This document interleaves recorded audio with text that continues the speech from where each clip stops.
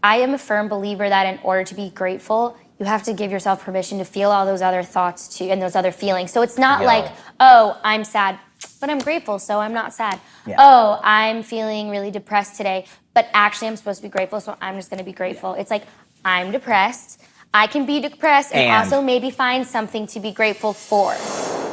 Have you thought about how lucky we are to be able to be in this space and that you get to share who you are as authentic as it is with so many people? Like, have you had the time to introspectively look like, damn, this is really cool? I try to go back to that foundation of gratitude literally every day. I'm a really big believer in reminding myself why I'm here. And there's a million little distractions that I get caught up in. And, you know, I get caught up in the data and the numbers and the following and all the technicalities of writing a song and what makes a good hook. And you name it, I've thought it. Like, trust me, this thing doesn't turn off. But I firmly believe that if my home-based emotion is gratitude, that's what I call it, the home-based emotion is gratitude, it's all relatively manageable. Yeah. So yes, I'm very, very prideful in the fact that I really try to remind myself every day of how grateful I am. Gosh, man. Do you? We are lucky. You know what? Thank you for asking. Of course. I do. I try to as often as possible. I've been blessed to sit across from so many amazing people and learn from them, you know, with the job that I get to do. I've been blessed to press a button on one of the biggest radio stations on the planet and have my emotions pour out, you know, and connect with millions of people.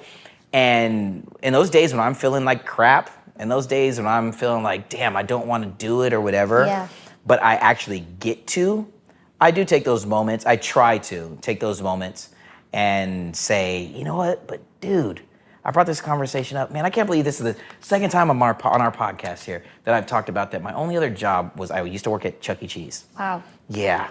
And I can't believe that the Therapy Sessions podcast is the one that's gotten me to admit that twice in 2 separate episodes. Yours and with Chelsea Cup. It's all about unpacking trauma. It is. Yeah. But I think to myself, how lucky am I that I get to learn from some of the most amazing creators on the planet. Yourself, sitting aside, you know, and across from people like the Lady Gagas of the world, the Katy Perrys, the Niall Horans, the Harry Styles, the Taylor Swifts. And I think to myself, like, dude, you could still be Chuck E. Cheese.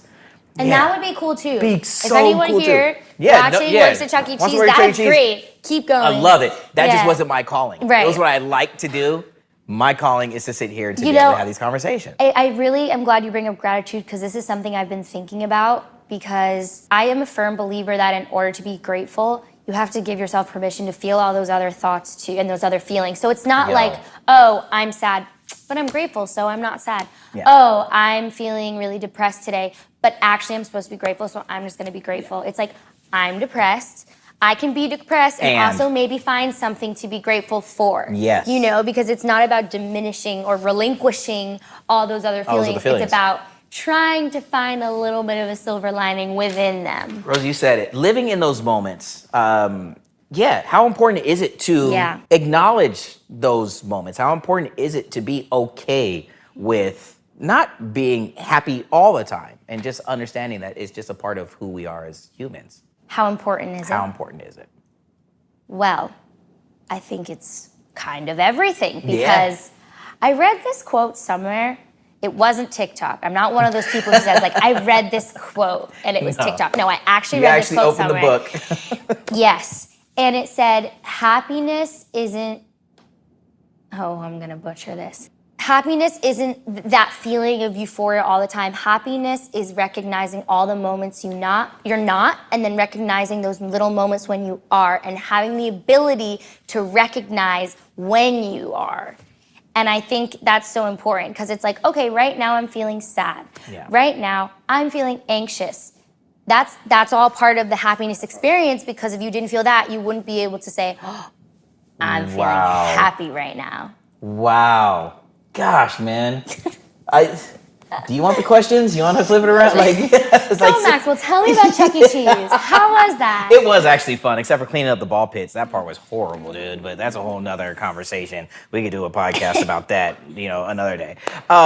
When you're tapped in and when you're dialed into these feelings, how does it make you a better creator, a better writer? Knowing that you're allowing yourself to feel all of these feels. How are you finding that beneficial to your art, to your creative side? Creating honestly, creating from a place of honesty is really, really scary.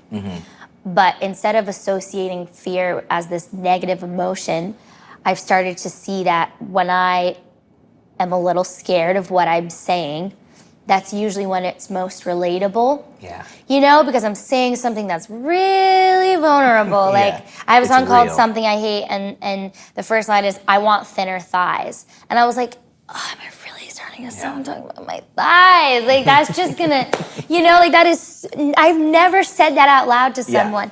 But I realize how important it is to be a little bit afraid of what you're saying, because that's how you know you're pushing the edge, and that's how you know you're growing and you're saying something that perhaps might help someone else who also didn't know how to say it or couldn't say it. Yeah.